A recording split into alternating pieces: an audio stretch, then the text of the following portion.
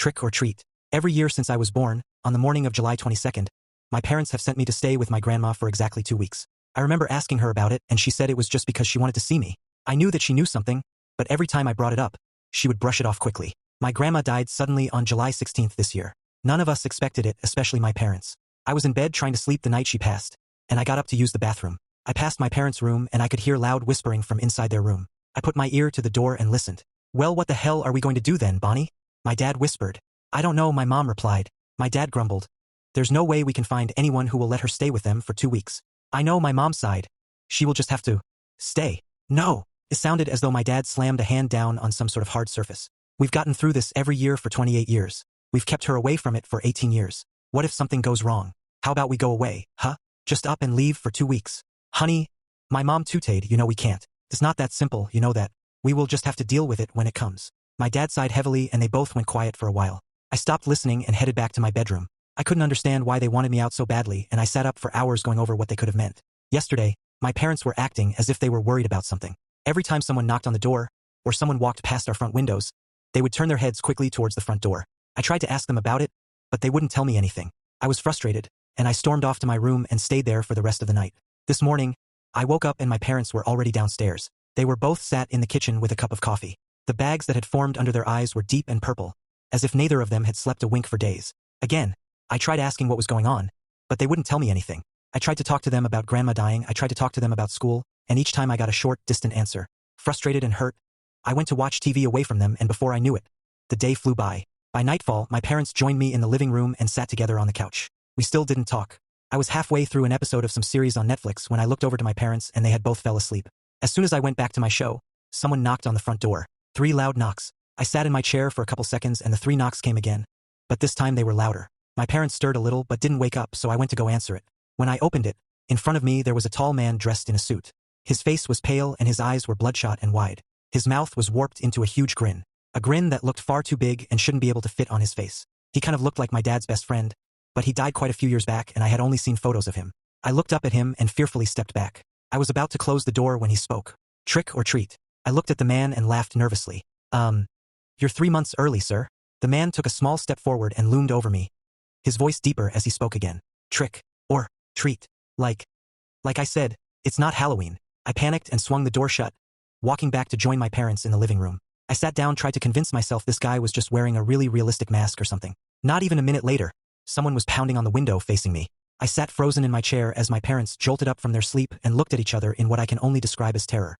They both jumped to their feet and my dad picked me up off my chair by my arms, screaming at me. "Did you answer the door?" I stared up at my dad, still frozen in fear, and said nothing. "Mila, did you answer the door?" My dad shook me by my shoulders. "It was some weirdo," I yelled. "I think he had a mask on and he was trick-or-treating. I thought it was a prank." My dad let me go and ran over to my mom, who was staring at me wide-eyed with the most fear I've ever seen in someone's eyes. "We fucking fell asleep, Bonnie. We fell asleep. Fuck, we're supposed to let him in. Why didn't we tell her not to answer the door? Or to wake us if someone knocked at the door? Fuck." My dad screamed. My mom started to cry. "What?" I cried, desperately looking at my parents. "Let him in? What do you mean?" Before anyone could say anything else, all the windows in the house began to shake. My dad beckoned me over as he held my sobbing mother, and we all sat on the floor in the middle of the living room, huddled together. The shaking went on for what felt like hours. I have no idea how long it lasted. Through the banging and shaking of the windows, my dad's yelling and my mom's crying, I couldn't think straight. I had my hands over my ears, but it was no use. There was far too much noise to drown out and I could feel the vibrations of the windows shaking through the floor.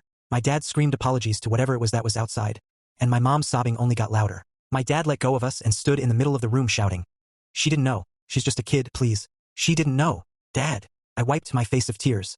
"Shush." My dad pointed at me and put his finger to his lips. "Please." He continued, "Please, we've never failed you before. She didn't know. Please." I watched in horror as every light bulb around us exploded until we were surrounded by darkness and broken glass. My dad screamed and pleaded once more before dropping to his knees and putting his head in his hands. Then out of nowhere, the shaking stopped. My dad picked himself up slowly, leaving my mom and I sitting on the floor and motioning for us to stay put. The house was quiet. Too quiet. The air felt hot and tight on my chest. My dad turned to us as if to speak and the front door burst open. I could see a tall figure slowly enter the house, and once it got closer, I could see that it was the trick-or-treater. My dad took a few steps towards him, and despite mine and my mother's objections, he only waved his hand back at us as if to tell us to shut up. He walked towards the man, and I've never seen my father look so small in comparison to anyone. He looked up at him and cupped his hands together. "Please, please, I'll do anything. Just give us another chance. The man didn't speak a single word. He simply raised his hand and slapped it down onto the back of my dad's neck, dragging him towards my mom and I. We cried and we pleaded with him not to hurt my dad. But he charged over to us and picked my mom up the same way, dragging her away from my feeble grip. No! I screamed, please, please let them go. It's my fault. The man looked down at me, grin plastered on his face, and turned away with both of my parents and walked them down to the basement door. My dad told me not to try to help them, but not to leave the house.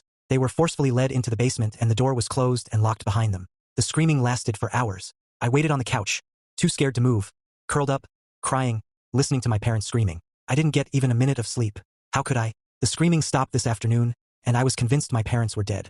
I sobbed on the couch for the rest of the day until it went dark and I heard the basement door unlock and 2 sets of footsteps. I rushed to them to hug them but stopped dead in my tracks when I saw them.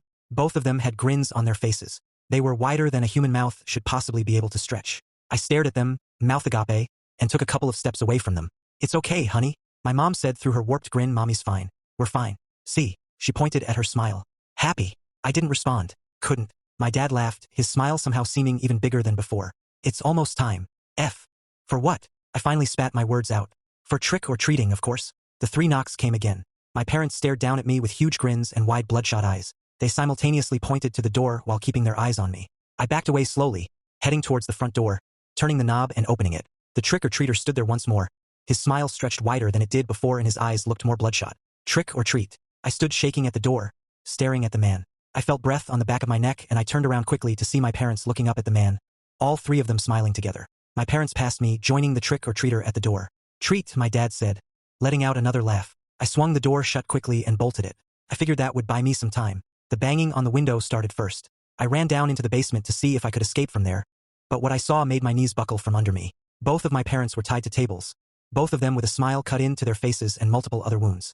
Fatal wounds. Their eyes are wide and bloodshot. I have tried calling the police but I keep getting redirected, and every time, someone answers the phone laughing. They sound like my dad. I'm still in the basement, looking at the bodies of my parents. Whatever the fuck walked out of here and is out there with the trick-or-treater was not my parents. What is going to happen to me?